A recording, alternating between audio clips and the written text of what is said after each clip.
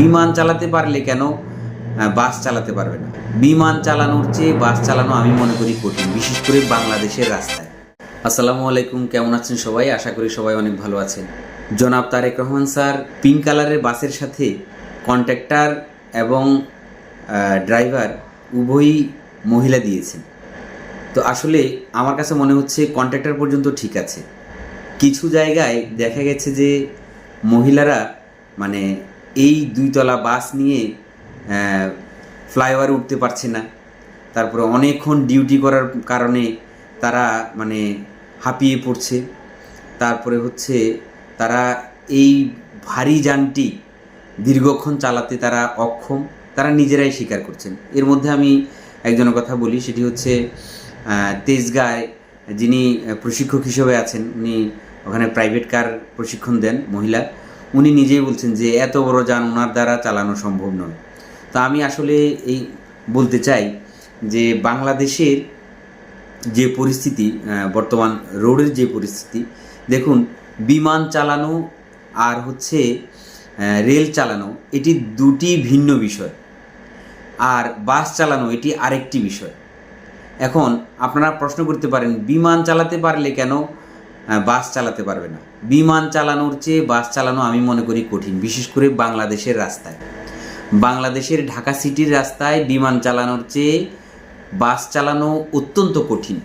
আপনারা যারা ঢাকায় এসেছেন বা ঢাকায় থাকেন তারা দেখে থাকবেন যে বাংলাদেশের ঢাকার রাস্তায় মানুষ, অটো, টেসলা, রিক্সা, bus, truck, van, covered van, cycle, আরও বিভিন্ন ধরনের ভেরিয়াস কাইন্ড অফ ভেহিকেলস চলাফেরা করে। তো আসলে একজন মহিলা মানুষ এত কিছুর ভিতর দিয়ে এত বড় একটা যান চালিয়ে নিয়ে যাওয়া এটি আসলেই অসম্ভব। আর বিমানের ক্ষেত্রে, বিমান তো আকাশে উড্ডয়নের পরে এটি একটা রুটে চলে যায় আমি যতদূর জানি। আর রেল হচ্ছে একবার উঠলাম যে আমার রেল চলছে, এখানে তেমন কোনো ঝামেলার কোনো কিছু নেই। কিন্তু বাস চালনা এটা আসলেই অত্যন্ত কঠিন ঢাকার রাস্তাতে। আমি জনাব তারেক রহমান স্যারকে বলবো, আল্লাহ পাক পুরুষ এবং মহিলাকে সৃষ্টি করেছেন ভিন্ন ভিন্ন দায়িত্ব দিয়ে। তো আসলে পুরুষের চেয়ে নারীরা অনেক চৌকস, বুদ্ধিমান এবং জ্ঞানী হয়, এটা সত্যি কথা। কিন্তু পুরুষের চেয়ে নারীরা এত শক্তিশালী নয় যে পুরুষ যে কাজগুলো করতে পারে শক্তি দিয়ে, নারীরা সেই কাজগুলো করতে পারে। তো আপনার কাছে আমার অনুরোধ থাকবে যে জনাব তারেক রহমান স্যার, আপনি যে নারীদের জন্য যে নিরাপদ যানের ব্যবস্থা করেছেন এই জন্য আপনার কাছে শুকরিয়া। আপনি কন্ট্রাক্টর পর্যন্ত নারী রাখেন, এটা ঠিক আছে, কিন্তু বাসের ড্রাইভার অবশ্যই অবশ্যই আপনাকে পুরুষ দেওয়ার জন্য অনুরোধ করছি। প্রত্যেকটি পিঙ্ক বাসে একজন করে পুরুষ ড্রাইভার আপনি নিয়োগ দিন, এতে করে এদের জীবনের কোনো শঙ্কা থাকবে না। কারণ যদি আপনি নারী ড্রাইভার দিয়ে এই বাস বেশি দিন পরিচালনা করেন তাহলে দেখা যাবে এমন এক জায়গায় গিয়ে অ্যাক্সিডেন্ট করেছে, সেখানে দেখবেন বাস উল্টে ভেতরের লোকও মারা গেছে, মহিলারা মারা গেছেন, এবং বাইরে যেখানে যাদের উপরে পড়বে তারাও পিষ্ট হয়েছে। অতএব কিছু কিছু বিষয় আছে স্যার, আপনি এগুলো বিবেচনা করে আপনি আরেকটি পদক্ষেপ নিন।